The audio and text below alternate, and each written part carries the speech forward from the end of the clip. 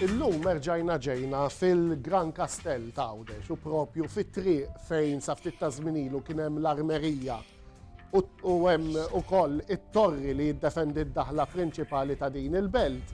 Faċċata tagħhom insibu il-Mużew tal-Istorja Naturali ta' Għawdex li jinsab ġo dar interessanti ħafna. Din id-dar biżżejjed ngħidu li kienet waħda mill-ewwel lukandi li kellha l-Gżira ta' Għawdex. Però ġewwa hemm ħafna affarijiet interessanti marbutin mal-istorja naturali ta' din il-gżira. Entre tes reins, je vais et je viens. Entre tes reins, et je me retiens. Dan il-mużew kif għattilkom jinsab f'dar sabiħa li fl-1987 infetħet l-ewwel darba bħala mużew tax-xjenza naturali. Fl-1991 dan il-mużew ġie rinnovat u ingħata l-isem bħala l-Mużew tal-Istorja Naturali ta' Għawdex. Fiha ġabra interessanti ħafna li tkopri minn ġeoloġija, fossili, insetti, ħlejja u ħafna affarijiet oħra li jitkellmu kollha fuq il-ħajja naturali ta' din il-gżira. Barra minn hekk tajjeb ngħidu li kif diġà għadtilkom din il-binja kienet waħda mill-ewwel taverni li kien hawn fil-Gżira Awċija. It-taverna kienet tkun post fejn bniedem seta' jmur jiekol u barra minn hekk seta' jikri kamra biex joqgħod fiha wkoll. Allura kienet forma ta' lukanda ċkejkna. Min jafx kien jisimha dak iż-żmien. Però li nafu fi żgur li llum il-ġurnata qed tiġbor fiha dawn l-affarijiet interessanti kollha li jkellmuna fuq l-istorja ta' din il-gżira.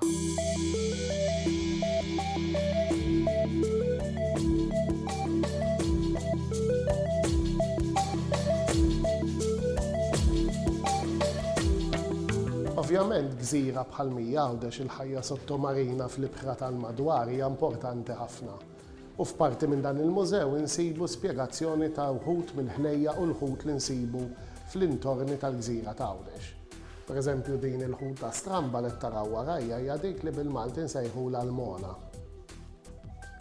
Ma tantx kellha biex tiftaħar biżbuħija din il-ħuta, però hawnhekk insibu spjegazzjoni tagħha u tanka ħut ieħor li nsibu fl-ibħra madwar il-Gżejjer tagħna.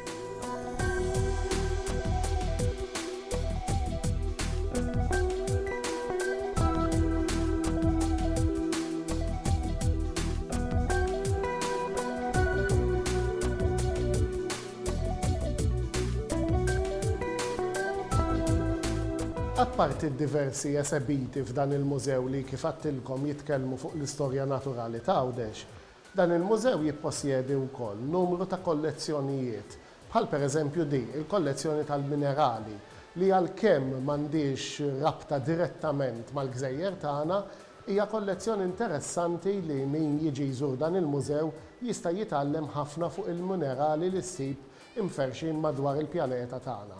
U din il-kollezzjoni tinsab esebita u f'vetrini apposta biex bniedem jista' jara aħjar id-diversità ta' dawn il-minerali.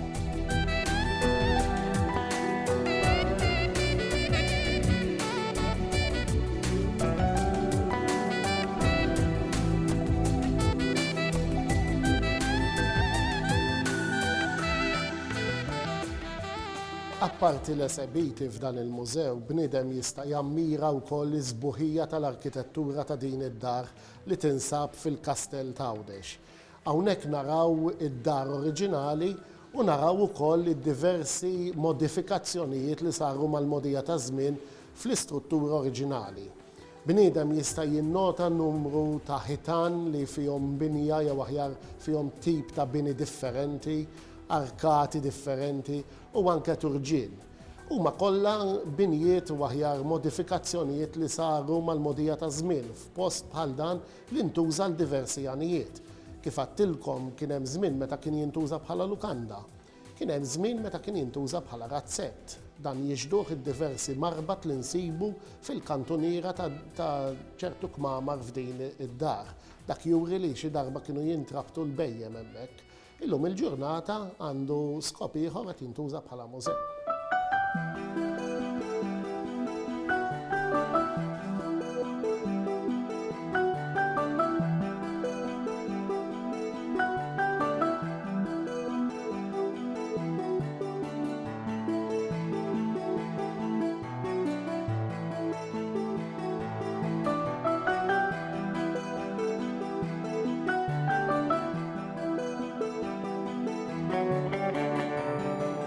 għalkemm illum il-ġurnata is-sena tal-ibbalsmar tal-asafar hija xi ħaġa li hija diskussa ħafna u kontestata wkoll, però meta mużew bħal da ikollu kollezzjoni antika ta' safar li kienu ġew ibbalsmati biex jitpoġġew esebiti f'vetrina ma tistax tiskarta.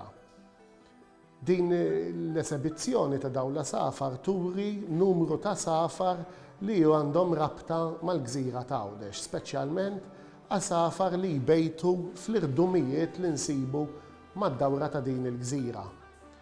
Din ir-rappreżentazzjoni turina l-importanza li llum il-ġurnata nippreservaw il dawn l-safar li jbejtu f'dawn l-irdumijiet u barra minn hekk nagħtu wkoll l-importanza l-istudju li hemm marbut mal-ħajja u l-mod kif dawn l-safar jbejtu u l-bżonnijiet naturali li għandhom biex jagħmlu dan.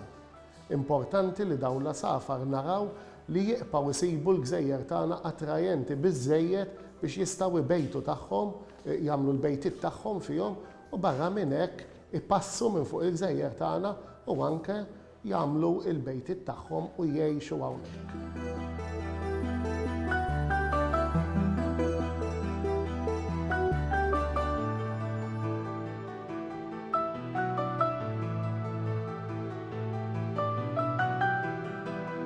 Aspett ieħor li huwa trattat f'dan il-mużew hija l-flora u l-fawna tal-gżira ta' Għawdex. Biżżejjed insemmu li fl-irdumijiet ta' Għawdex insibu diversi speċi tal-pjanta nazzjonali, il-pjanta widnet il-baħar li tikber imxebilka u mperċa mal-irdumijiet. Insibu wkoll is-sinjur, il-famuża pjanta li tikber fuq dik imsejħa l-blata tal-ġeneral li tinsab fid-Dwejra, li skont ma jgħidu l-istudjużi hija pjanta endemika għal fuq dik l-iskoll biss. Hija pjanta li għandha marbuta storja interessanti magħha ta' kif fil-passat kienet tintuża għal mediċina. Kien hemm pieni ħorox għal min jinqabad jaqta' din il-pjanta mingħajr il-permess tal-Gran Mastru. U hawnhekk insibu spjegazzjoni fuq din il-pjanta wkoll.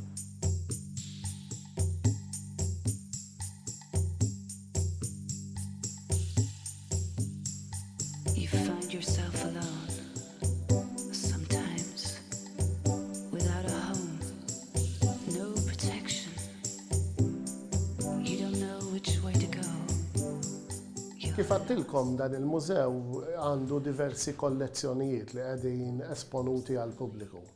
Waħda minnhom hija dik tal-insetti u tal-frifet. Hawnhekk insibu numru ta' kollezzjoni ta' insetti li mhumiex kollha fil-gżira ta' Għawdex, imma ħafna minnhom ġejjin minn barra minn Malta. Però la darba din il-kollezzjoni qiegħda fil-possediment tal-mużew tajjeb li din tkun miġjuba l pubbliku tkun esebita wkoll. Ma l-insetti nsibu mbagħad b'mod protett ħafna kollezzjoni mill-isbaħ tal-frifet li meta bniedem jikxef din il-vetrina li tinsab mottija apposta biex tipproteġihom mid-dawn, jara meravilja ta' frifet li ovvjament mhumiex kollha jinstabu fil-gżejjer tagħna, jinstabu madwar id-dinja, però meta tammira il-kuluri u l-ġmiel ta' dawn il-frifet tinnota kemm in-natura hija waħda mill-ikbar artisti li nsibu fuq il-pjaneta tagħna.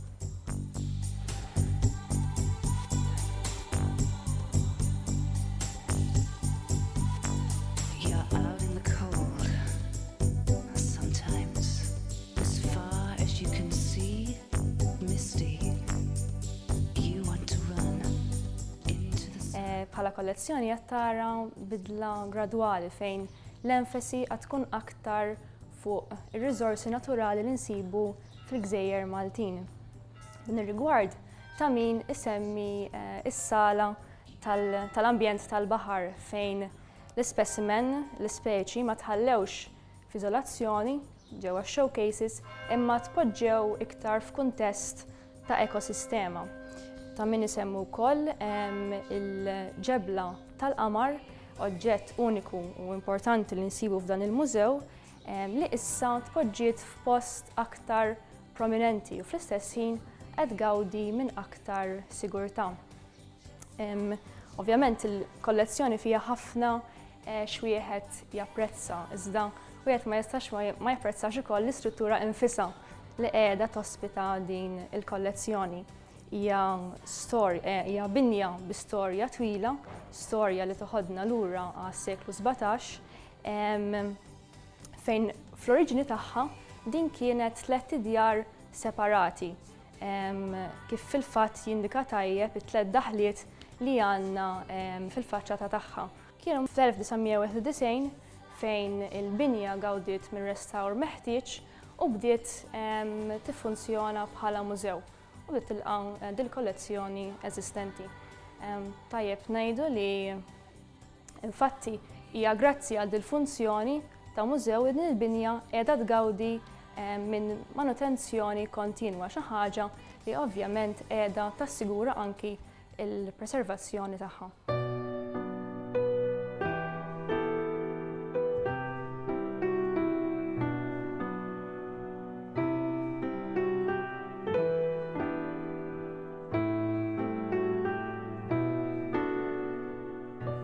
Dan il-mużew għandu dak li jissejjaħ is-setaħ u miegħu ġardina ċkejkna fuq in-naħa ta' wara fejn bniedem jista' joħroġ hawnhekk f'din il-parti u jgawdi l-veduta sabiħa tal-Knisja Katedrali dedikata għal Santa Marija li nsibu tista' tgħid tiddomina ċ-ċittadella. Barra minn hekk jista' bniedem jammira wkoll l-arkitettura ta' dan il-bini minn hawnhekk u anke l-arkitettura tal-bini tal-madwar, il-fdalijiet tal-binijiet imġarfa li kienu nqerdu fil-assedju tal-1551 u eventwalment bil-abbandun li ġie fi żmien ta' wara taċ-ċittadella. Illum il-ġurnata ħafna minn dawn il-binijiet jinsabu fi stat ta' abbandun jew aħjar ingħataw dera differenti. Ħafna nies jaħsbuhom li huma liqi, però in realtà hawnhekk inkollu bini, il-bini ta' dan il-kastell. Min hawnhekk aħna ġejna fit-tmiem ta' din il-mixja li għamilna fil-Mużew tal-Istorja Naturali ta' Għawdex, però ser inkomplu bil-programm Malta u lil minna u nkomplu naraw iktar x'għandu preparat għalina dal-programm illum.